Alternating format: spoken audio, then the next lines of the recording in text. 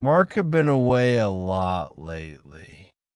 Work, meetings, client dinners. Always something that pulled him further from home and further from me. I stopped keeping track of how many nights I ate dinner alone.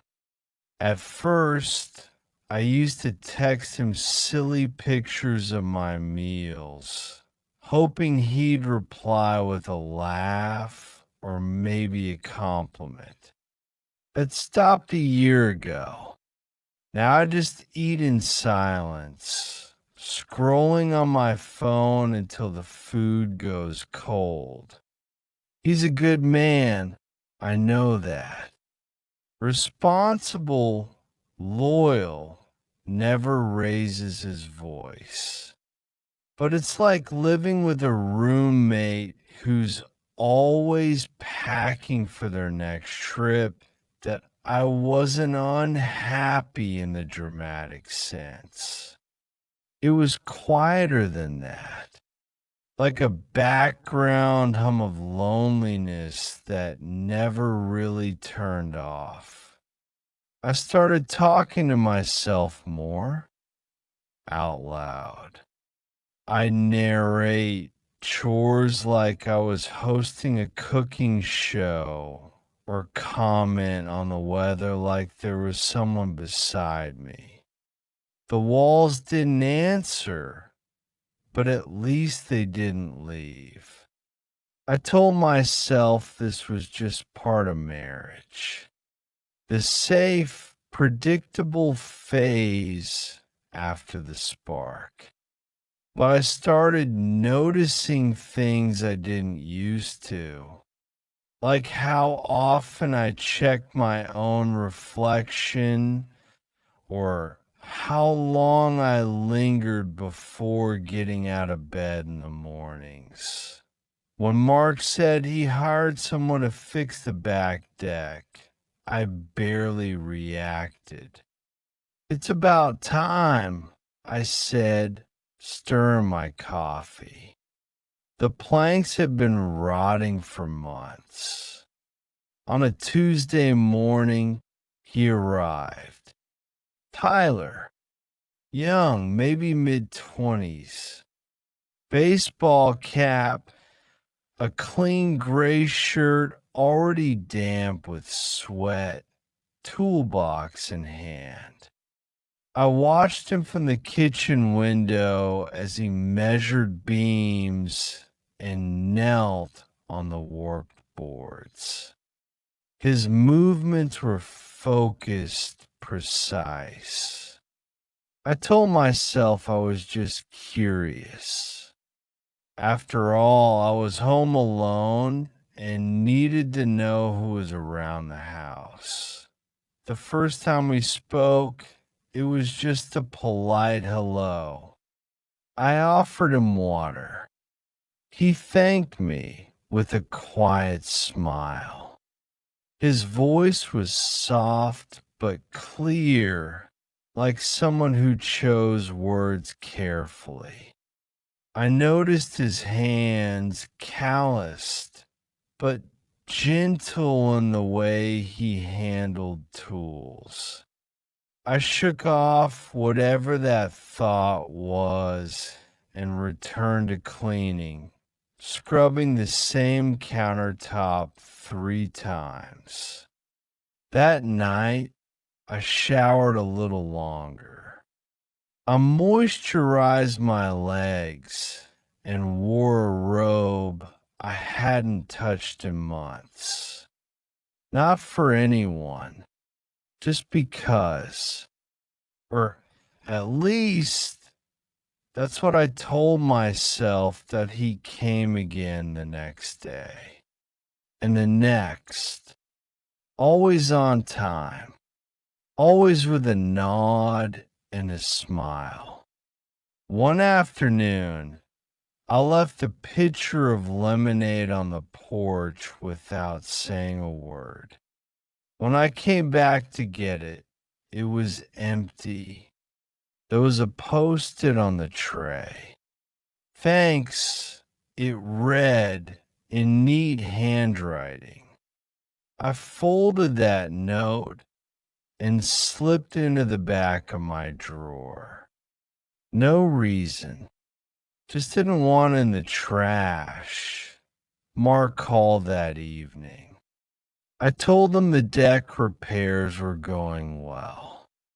He asked how much it cost, then got distracted by an email.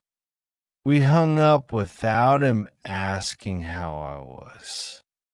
I sat in the dim kitchen, wine glass in hand, staring at the empty hallway. Something inside me flickered. Not fire, just a match head spark. I ignored it that a few days later, I noticed I was dressing before Tyler arrived. Nothing flashy, just more deliberate. A blouse instead of a hoodie. Mascara, a dab of gloss. I felt ridiculous and petty, but I didn't stop. He complimented my potted succulents once, said they were calm looking. I laughed harder than I should have.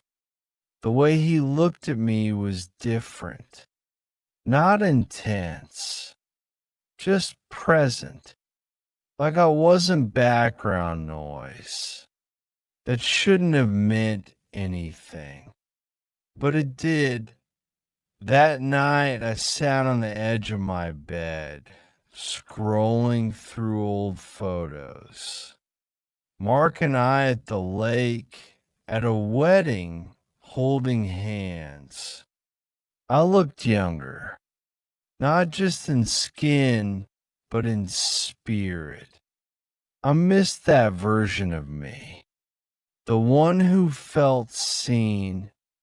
Tyler was just a handyman, a stranger doing a job. I reminded myself of that constantly. But every time he showed up, the air felt less stagnant. And when he left, the silence felt heavier. I wasn't looking for trouble. I wasn't chasing anything, but something was shifting beneath the surface, and I was too afraid to call it by its name. Tyler started arriving earlier, and I stopped pretending not to notice. When I heard his truck pull up, I found myself moving a little faster, adjusting my shirt or brushing my hair before stepping out. We exchanged more words now, short conversations about the weather, the repairs, or the music from his speaker. He had a calm presence, never pushy, always respectful. But there was a quiet awareness between us, something neither of us acknowledged, yet neither denied. I offered him coffee one morning. He smiled and said yes.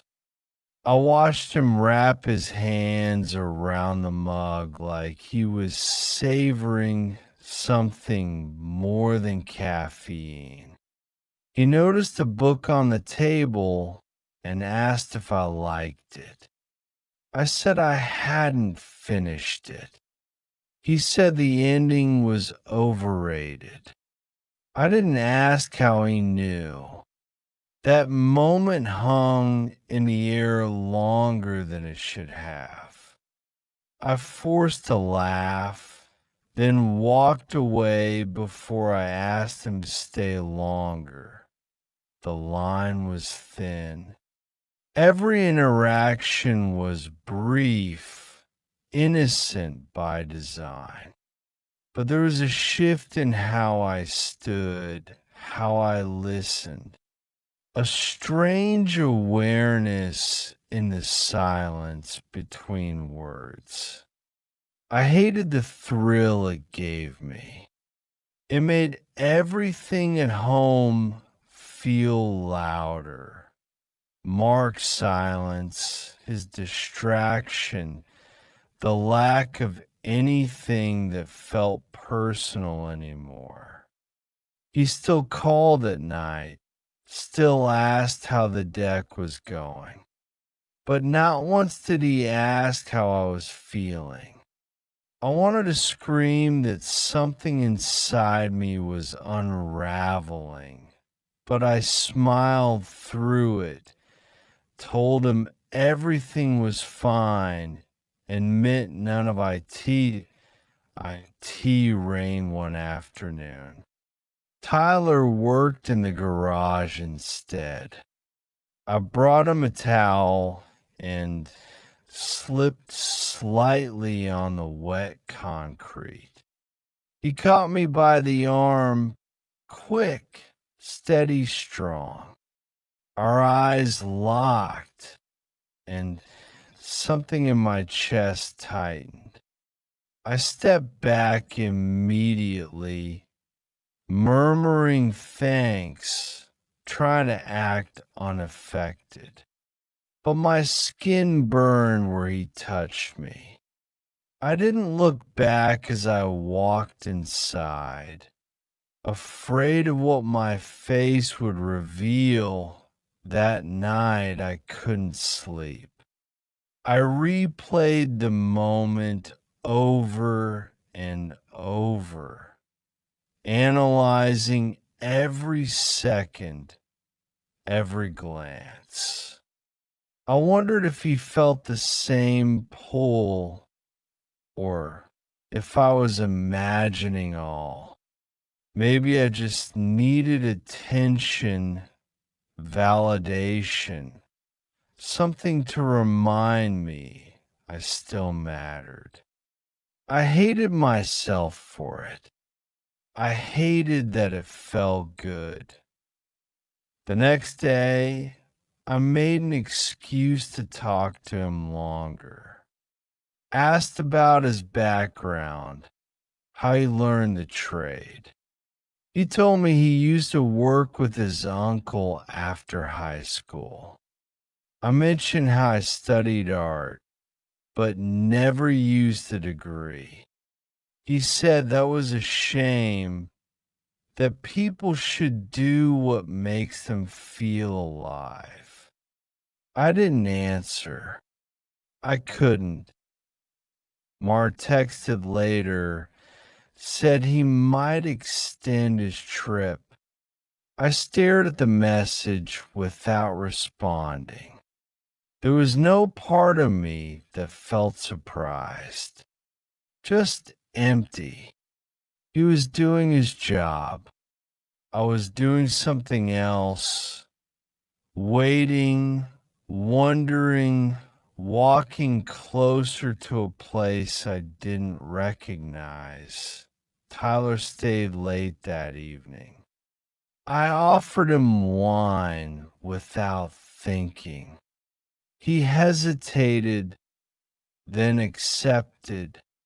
We sat a few feet apart, barely touching, yet completely aware. Our conversation deepened. He talked about his parents' messy divorce. I talked about feeling stuck. We weren't flirting. It was deeper than that. Two people admitting they were tired of pretending. Thought he looked at me differently that night. Not like someone admiring, but someone seeing through every wall. And I didn't stop him. I didn't shut it down. I let the silence stretch until it almost broke. Then I stood, said I needed to make dinner. He didn't argue. He just nodded and watched me walk away that I in the kitchen. I leaned against the counter, trying to breathe. I told myself nothing happened, nothing real, but something had changed. Something unspoken had passed between us, and I couldn't take it back. I wasn't sure I wanted to, and that terrified me more than anything. Mark left early in the morning. He kissed my cheek without really looking at me, said he'd call tonight, and was out the door before the coffee finished brewing. I watched his car disappear down the street and felt nothing. No sadness, no longing, just an empty quiet that had become familiar. I told myself this weekend would be for rest, catching up on chores, clear my head. But somewhere inside, I knew that wasn't the truth. Tyler showed up right on time. He looked the same, but something between us didn't. There was a heaviness in the way he said, "Good morning," like we were both aware of where things were heading. I kept busy inside, folding laundry that didn't need folding, wiping clean surfaces. He worked in silence outside, tools clinking softly. The stillness felt louder with every hour that a little afternoon the power went out. He knocked lightly and said he'd need to check the panel in the attic. I said okay, voice steady, heart racing. I followed him up, flashlight in hand.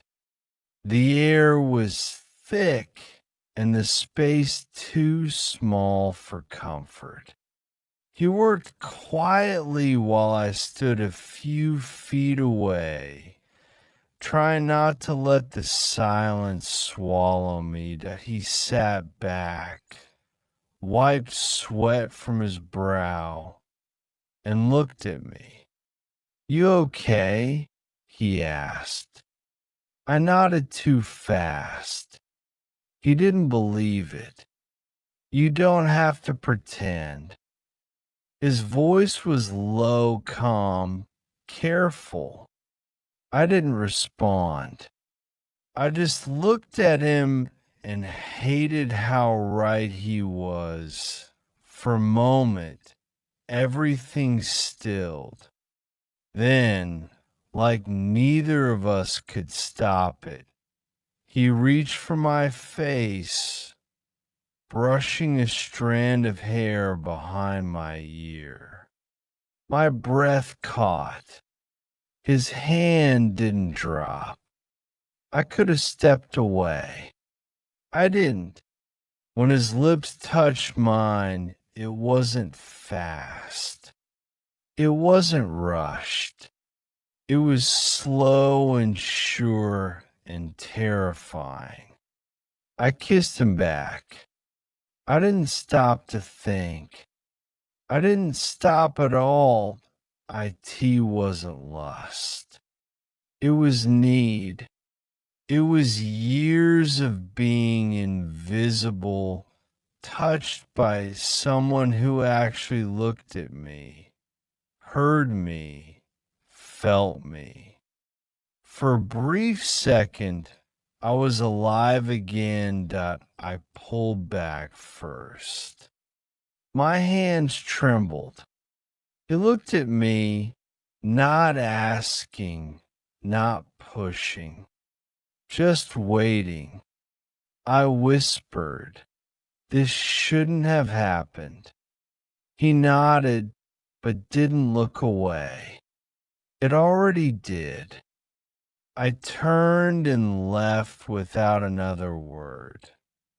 Downstairs, everything looked the same, but nothing was.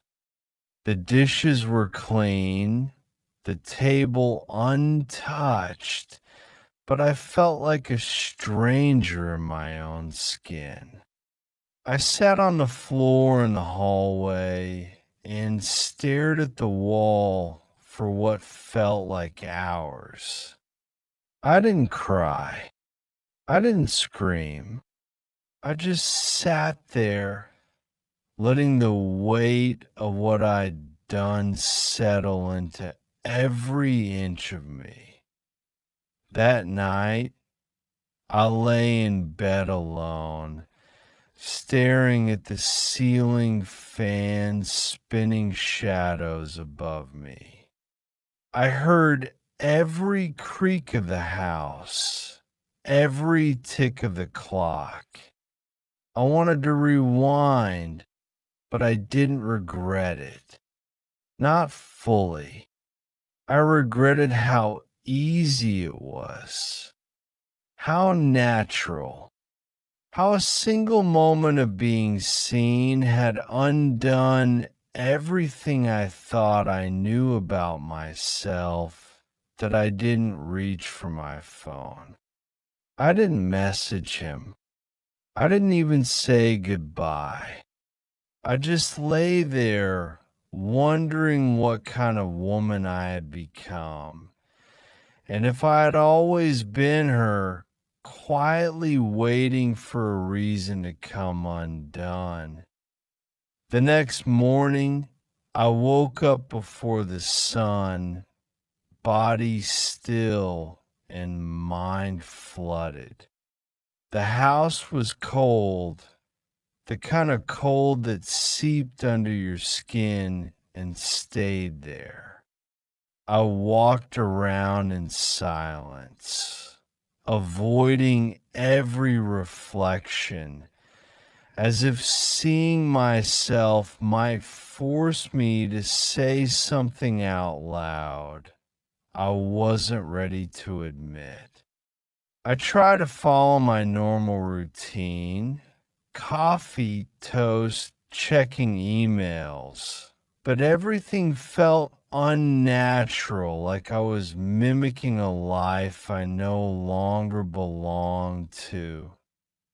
Tyler didn't come that day. He didn't call, didn't text, didn't give an excuse. Part of me was relieved. The other part waited by the window, pretending it wasn't. I didn't know what I would say if he showed up. I didn't know what I wanted. Closure? Clarity? Another moment of escape? The silence he left behind forced me to sit with what I'd done, stripped of distraction. It wasn't the kiss that haunted me. It was how effortless it had felt, how I'd let it happen like I'd been waiting for it all along. Mark called around noon. I let it ring until voicemail. When he texted asking if everything was all right, I typed a response 3 times before deleting it. What could I say? I kissed a stranger who felt more like home than my own husband. Instead, I sent a photo of the nearly finished deck with a thumbs up emoji. He replied with a quick, "Looks good. Be home tomorrow." That evening, I stood outside on the deck, staring at the unfinished railing. My fingers traced the grain of the new wood. I wondered if Tyler would come back to finish it, or if he had decided to leave the last part undone